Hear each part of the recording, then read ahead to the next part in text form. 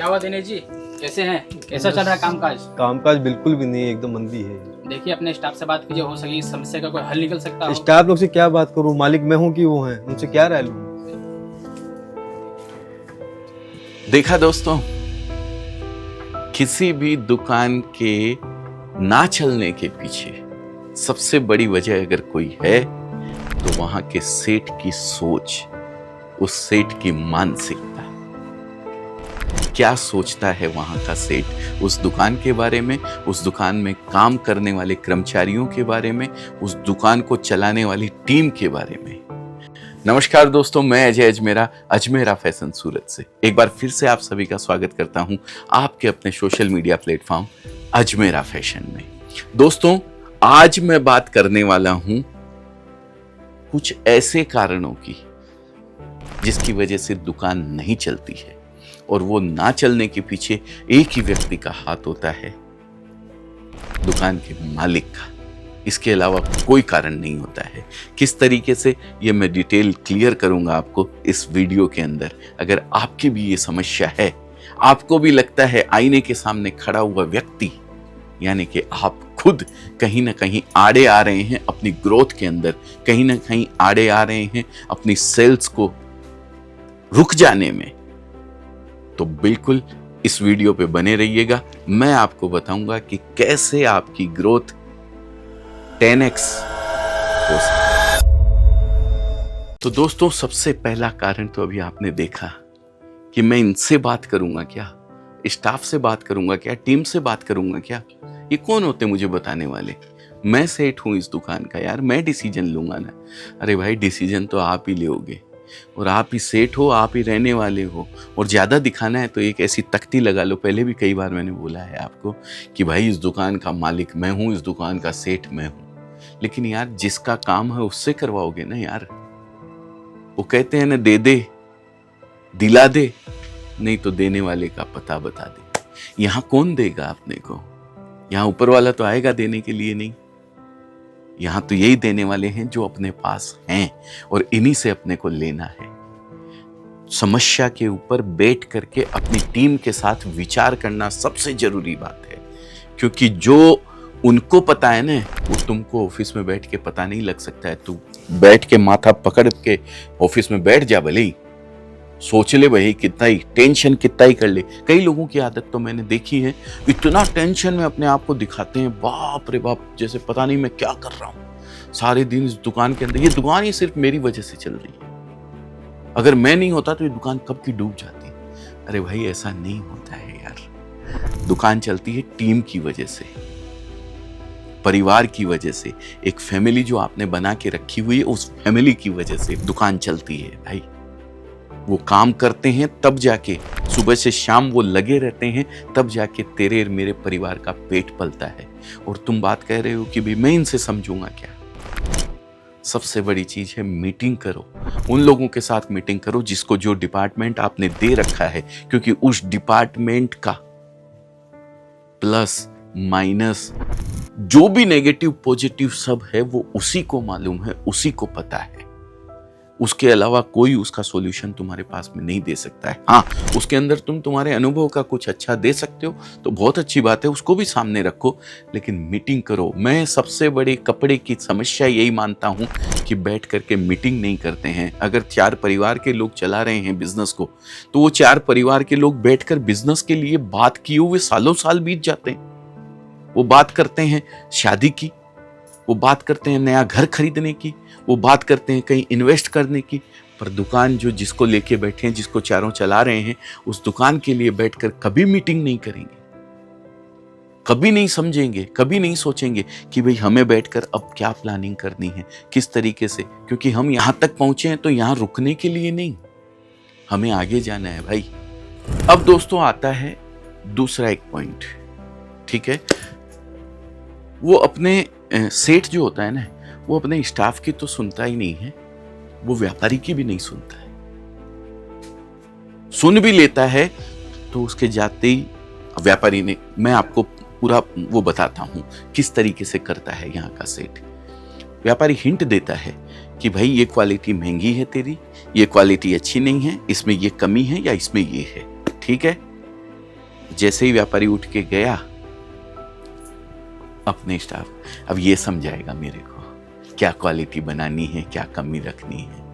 अरे भाई, व्यापारी इशारा दे रहा है तेरे को, व्यापारी हिंट दे रहा है तेरे को, संभल जा। अगर नहीं संभलेगा तो वो व्यापारी टूट जाएगा। उसको क्या चाहिए, क्या कमी लग रही है, क्या अच्छी लग रही है, ये व्यापारी से ही समझी जा सकती है, नहीं तो नहीं। कुछ सेठ लोगों की आदत होती है, जाते ही पीछे से, अरे तुम ऐसा रिएक्ट करोगे तो तुम्हारा जो पीछे टीम है वो तो रिएक्ट करेगी, व्यापारी के सामने रिएक्ट करेगी वो चीज। क्या आप हमें बताओगे क्या?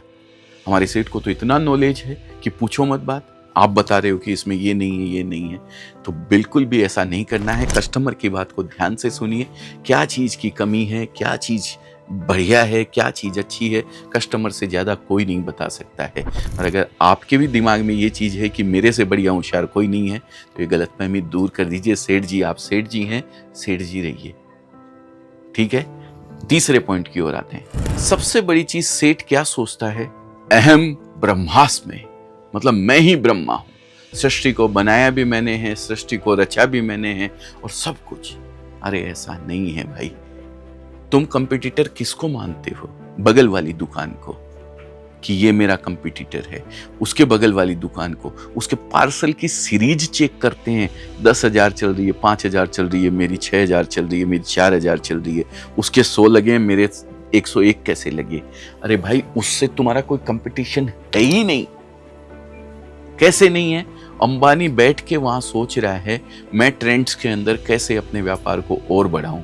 वो कंपटीशन किससे कर रहा है? तुम यहां बैठे हो एक छोटी सी दुकान लेके, लेकिन वो वहां बैठ के सोच रहा है कि इस छोटे से दुकानदार की सेल कैसे मैं खा जाऊं। इसको कहते हैं कंपटीशन, हेल्दी कंपटीशन, ठीक है ना। अपने कस्टमर की रिक्वायरमेंट को तुम यहां बैठ के कैसे पूरा कर रहे हो, वो वहां बैठ के इस चीज को सोच रहा है और उसको दूर करने का प्रयास कर रहा है। तुम लगे हो बगल वाली दुकान की सीरीज देखने के अंदर कि 100 पार्सल उसने लगाए हैं, 11,000 की सीरीज चल रही है, 2,000 की सीरीज चल रही है, 1,000 की सीरीज चल रही है, मेरी तो इतनी चल रही है। किससे कंपटीशन कर रहे हो यार तुम? तो ये कंपटीशन तुम्हारा है ही नहीं है। बड़ा सोचो, तुम ब्रह्म नहीं हो, ब्रह्मा नहीं हो तुम, ठीक है ना मेरे भाई। मैं तुम इसलिए कह रहा हूं क्योंकि तुम और हम एक ही कैटेगरी के अंदर आते हैं। मेरे को भी मैं सेठ बनने का वो बड़ा वो था, लेकिन मैंने अपनी सोच को बदला, मैंने अपने सिद्धांतों को बदला और आज इस मुकाम के ऊपर हूं कि आप और हम मिलकर इस टेक्सटाइल इंडस्ट्री को कुछ दे सकते हैं, कुछ अच्छा कर सकते हैं, खाली अपनी सोच को बदल कर। तो बिल्कुल इस चीज का ध्यान रखिए। कंपटीशन करना है, हेल्दी कंपटीशन कीजिए, छोटी सोच के साथ आगे मत बढ़िए। आते हैं चौथे पॉइंट की ओर। चौथा पॉइंट है, हमारे सेठ जी क्या करते हैं जब मंदी आती है ना, तो अभी देखा आपने पीछे माथा पकड़ के बैठ जाते हैं। अब वो माथा पकड़ के बैठे हुए हमारा परिवार, हमारी फैमिली, हमारी टीम जो देख रही है, उससे तो बर्दाश्त होता नहीं है। उसको तो बिल्कुल खाली नहीं चाहिए, वो तो यहाँ खाली बैठा रहता है तो 4 बार दौड़ के जाता है, अरे कस्टमर कैसे नहीं आया मेरे यहाँ, क्यों नहीं आया? तो वो अपना दिमाग दौड़ाता है, वो दिमाग दौड़ाता है, आइडिया लगाता है। अपन एक काम करते हैं, ऑफलाइन कस्टमर नहीं आ रहे हैं तो हम एक ऐप बनाते हैं। उस ऐप के अंदर क्या है, हम कस्टमर तक पहुंच जाते हैं, अपनी ऐप को प्रमोट करते हैं। और बत्ती जल गई दिमाग की, दौड़ा दौड़ा सेठ जी के पास जाता है। सेठ जी ये ऐप बनाई है, ये देखिए इस तरीके से कस्टमर। तू आदमी है ना क्या है रे भाई? यहां पहले के खर्चे नहीं चल रहे हैं, यहां तू नया खर्चा लेके आ गया, ऐप बना देते हैं।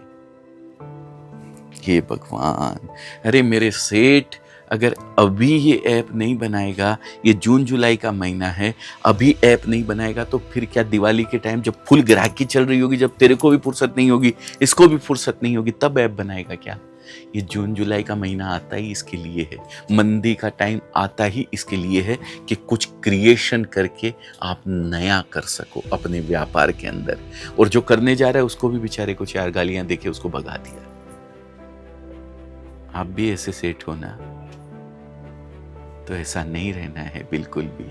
कोई खर्चा, कोई इम्प्लीमेंट, कोई व्यवस्था नई अगर करनी है तो वो मंदी में ही हो सकती है, इसके अलावा कभी नहीं हो सकती है। क्योंकि सीजन के टाइम पे तो तुम्हारे पास फुल ग्राहकी रहेगी, उस समय न तुमको फुर्सत होगी न तुम्हारी टीम के किसी बंदे को फुर्सत होगी। ठीक है, तो यही 4 पॉइंट थे जो मुझे लगे कि हाँ कहीं ना कहीं आपको रोक रहे हैं आपकी ग्रोथ के अंदर। और रोकने का काम सिर्फ आपका है और किसी का नहीं है। आपके बच्चे बिल्कुल एक दिन भी ये नहीं चाहेंगे कि आपकी दुकान की ग्राहकी ना हो। ठीक है ना? कहीं ना कहीं उसके आड़े कोई आता है तो आईने के सामने खड़ा हुआ वो व्यक्ति जो आप स्वयं हो। बस अपने आप की मानसिकता में इतना सुधार कीजिए, सोचिए, दिमाग लगाइए, टीम के साथ बैठिए एक परिवार की जैसे।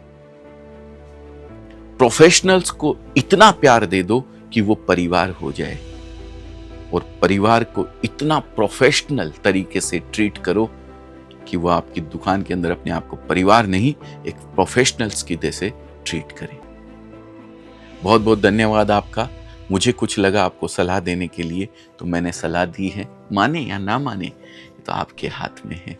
क्योंकि आपके दोस्त या आपके दुश्मन अगर कोई है तो आप स्वयं हैं आईने के सामने खड़े व्यक्ति के रूप में। जय हिंद, जय भारत।